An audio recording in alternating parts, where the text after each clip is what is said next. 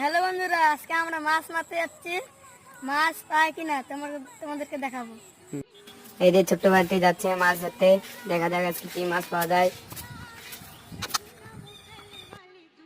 ওই যে ওখানে মাছটি লাইটের আলোতে দেখা যাচ্ছে না, দেখা যাক ধরতে পারে কিনা। ওই ধরতে পারলে দেখাবো তোমাদের মাছটি। মনে হচ্ছে ল্যাটা মাছের বাচ্চা।